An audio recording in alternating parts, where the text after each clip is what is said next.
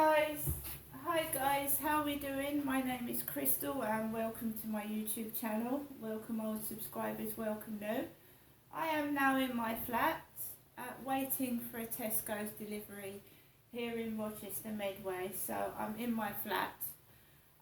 The delivery was scheduled between 11 and 12. So we shall see when the delivery comes. It's nice and sunny outside, which is a change. Alexa, what's the time, please? It's 11:21 a.m. Alexa, can you tell me a comic relief joke? To support comic relief, I've got some jokes from some of the UK's best loved celebs. Here's a joke from Sir Lenny Henry. What's he called a grizzly with no teeth? A gummy bear! That was almost too much to bear. Would you like another joke? Yes. Okay. Here's a joke from Sir Lenny Henry. What's red and bad for your teeth? A brick! I don't recommend you try it. Fancy another joke? No. Okay. To get involved with Red Nose Day, or to buy a red nose, search comic relief on Amazon. In the good old days, on a Thursday, every second Thursday, I would go out to the shops. So when I was living in Chatham, I lived about 2 or 3 minutes away from the town centre. You'd go down the Royal Town Dory alleyway, past the probation centre, down Victory House into the town, and you had easy access to the Pentagon Shopping Centre and all the shops, the charity shops, the Wisdom Hospice, etc. So because it wasn't very far away, I used to go out quite a lot. I used to walk to the shops, walk to the library, and although Chatham is like full of drugs and poor people on the street begging, you only need to go down Chatham High Street, and it used to be got a pound, got a pound. Now the last time I went, it was, can you spare 10 quid? Can you spare 10 quid?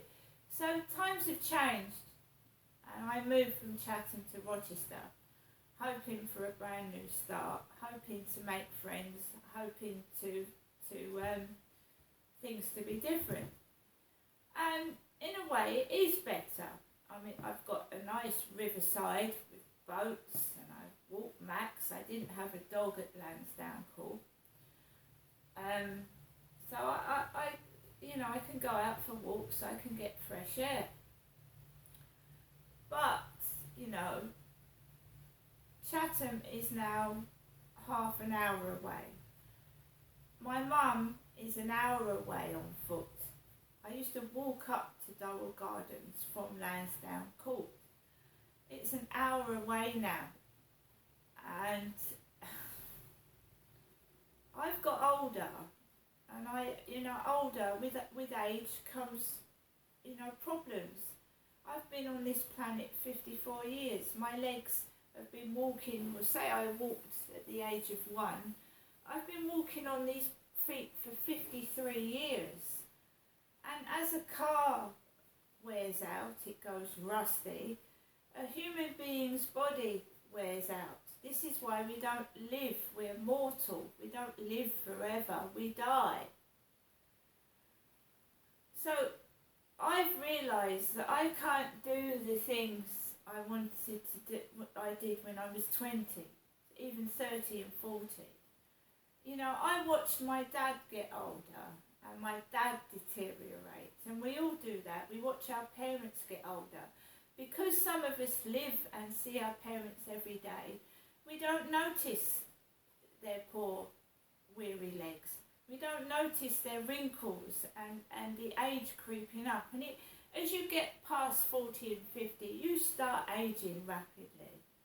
And no amount of plastic surgery is going to cover up the age that you are. Your bones are still going to feel weary. You're still going to feel older inside. You might cosmetic surgery your face, etc. But you know, your body knows how old you are, and you can't push it beyond its limits because you're going to do yourself an injury or worse. And I'm taking it easy now. I look at myself in the mirror, I see the changes in my body, I see the changes in my face, and I might not like it, but I have to live with it. As people have said before, and they'll say it again, I didn't ask to be born, I didn't ask to be on this planet, but we have to make the most of it. And I love life. I love getting up. I love seeing the sun. I love seeing the flowers. I love smelling the smell of fresh bread and cooking. No one's going to take that away from me. However people want to destroy me, destruct me and make me feel horrible, you're not going to take that away. And I wish they'd get it into their heads. You're not going to take that away from me. My memories, my sensory feelings, you can't take that away. You can bully, you can harass, and you can make me feel awful. But then when I get into my flat, there's no one here to do that to me. I live by myself, and you're not going to get into my flat and upset me. So, I now live in Rochester, and I'm making the most of what I've got, and that's what I have to do.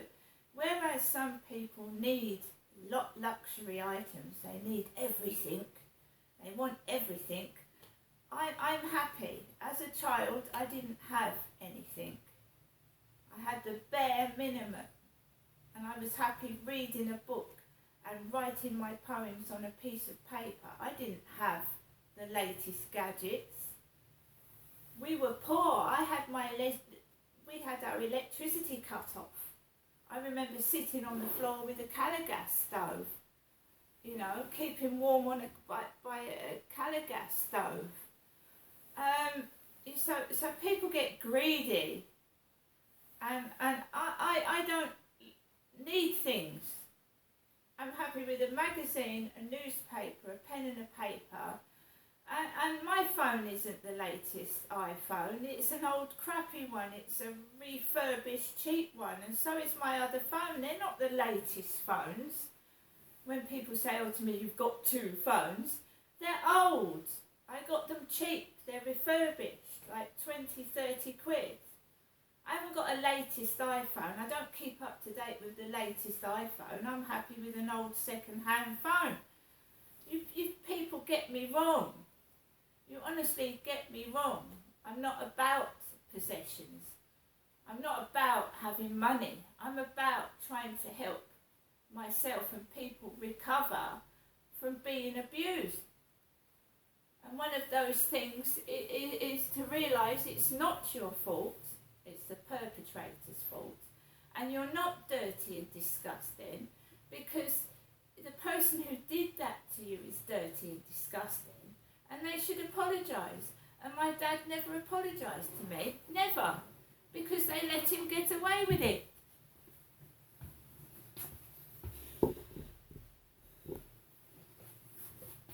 I never got apology off my father, and he never admitted it.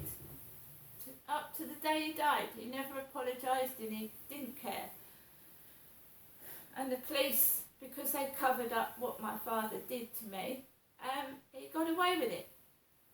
And I don't want that to happen to other people. And if other people don't come forward and speak about perpetrators that have done things, we're never going to get anywhere. And if there's other people out there that have had their crimes covered up, they need to come forward and expose these bent police and whoever's covering it up. And, you know, even royals aren't beyond judgment and jury. I mean, Prince Andrew.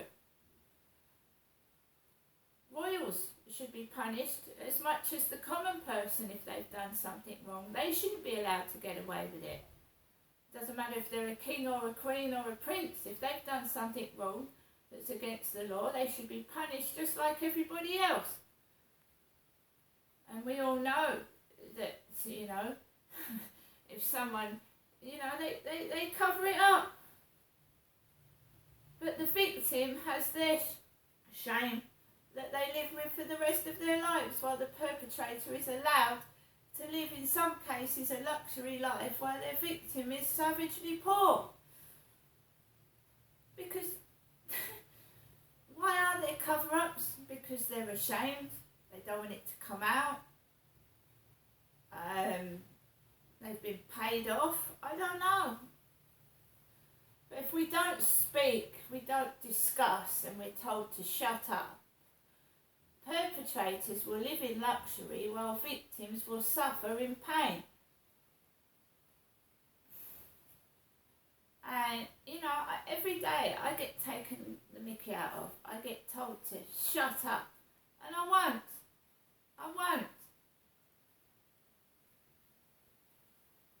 What they've done to me is disgusting. I haven't had a childhood. I have not had a childhood. I never really played with other kids or mixed with them. I never really had a proper boyfriend. And they've destroyed my life by their cover-ups and their shit. And I want compensation. See you later.